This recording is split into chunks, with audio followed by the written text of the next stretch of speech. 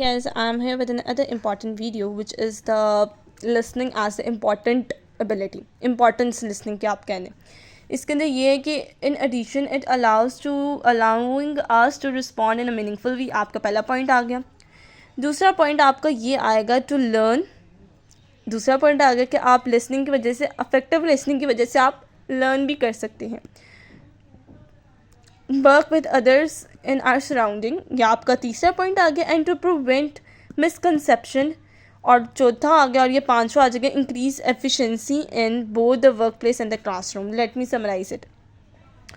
हम सबसे पहले क्या करते हैं कि हम रिस्पॉन्ड करते हैं। किस तरह रिस्पॉन्ड करते हैं? इन अ मीनिंगफुल वे में। अगर हम अच्छे तरीके से सुनेंगे तभी हम रिस्पॉन्ड कर पाएंगे।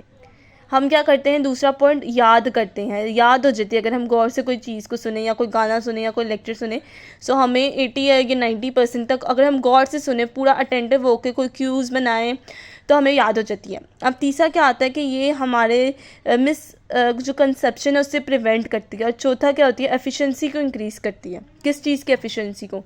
Work in work place and classroom, कि हम क्लासरूम में भी अच्छे तरीके से परफॉर्म कर सकें, इसको आंसर दे सकें। अगर अच्छी तरह सुनेंगे तो फिर ही एक्सप्लेन कर पाएंगे। और वर्क प्लेस में अगर कोई हमसे बॉस ने या कोई जो हमें कोई असाइनमेंट दी है, जब तक हम उसके बारे में प्रॉपर हेडिंग्स नहीं मालूम कर लेंगे कि इस असाइनमेंट है तो इसके अंदर क्या क्या करना है, इसके लिए हमें सुनना पड़ेगा, फिर हम अफेक्टिवली काम कर सकते हैं। So it is importance of listening skill. Fourth step है, बहुत ही ज़्यादा आसान है और मैं शॉर्ट करके बयान करूँगी। सबसे पहले रिसीविंग है, कि हम जो सुन रहे हैं उसको कैसे रिसीव कर रहे हैं। ये पहली स्टेज ऑफ एक्टिव लिसनिंग आ जाएगा। रिसीविंग का मतलब क्या होता है कि listening to sounds as they are sent to us is the process of hearing. Hearing का वो प्रोसेस में आ जाता है। जो हम रिसीव कर रहे होते हैं वो हम सुन रहे होते हैं, ठीक है। द एक्ट ऑफ अटेंडिंग, जो हम एक्ट कर रहे थे कि हम अटेंड करें, हम हेयर करें, हम ट्रांसलेट करें। सेकेंड स्टेज आ जाती है कॉम्प्रीहेंशन स्टेज। इसकी डेफिनेशन हम देख लेते हैं। Ability to understand correctly in its true sense. Comprehend करना, अंडरस्टैंड करना, ये होता है इसका मतलब। ये इसकी सेकेंड फेज़ है और इसके अंदर हम context and meanings of the words and sentences भी है। अंडरस्टैंड द कॉन्टेक्स्ट या determine the context and meanings of the words and sentences भी है। ये इसके अंदर जो है कॉम्प्रीहेंशन फेज़ के अंदर रहता है। दूसरा होता है असेसिंग फेज़। इसको हम एवेल्यूएटिंग फेज़ भी कहते हैं, क्योंकि हम इसमें इवेल्यूएट कर रहे होते हैं। अच्छा भाई ये कह रहे हैं, हम नोशन भी अप्लाई कि हम इसमें अपने नोशन, इसके अंदर जो है हम नोशन अप्लाई नहीं करते। नोशन का मतलब होता है कि हम किसी तरह रिएक्ट नहीं करते, सर नहीं हिलाते, हम का इस तरह करके कोई लेटर अफर्मेशंस यूज़ नहीं करते, और हम इसके अंदर अपनी ओपिनियन भी नहीं दे सकते। असेसिंग फेज़ है ये।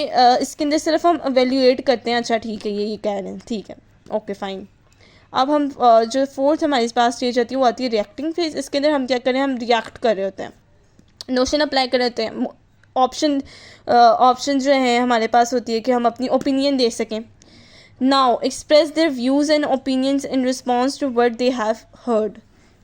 B sure to meaningfully interact with the other person as a result. ये तो कॉमन बात है कि हम रिएक्ट कैसे करते हैं कि हमने ये सोचना है, पहले बोलो, और पहले सोचो और फिर बोलो।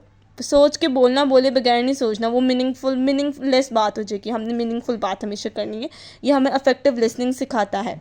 अब how to improve your affective listening skills I will share about in the next video, which is include paraphrasing and reflecting of ये सारा कुछ और स्ट्रैटेजीज़। और फिर हम लास्ट टॉपिक पे जाएंगे, difference between active and passive, जिसके साथ हमारा लिसनिंग स्किल का पूरा टॉपिक डिस्कस हो जाएगा और मैं अपलोड भी कर दूँगी। Okay, thank you for watching my video and please like, share and subscribe my YouTube channel and plus the bell icon so that you will get notified or get notification after I have upload my new video. Thank you.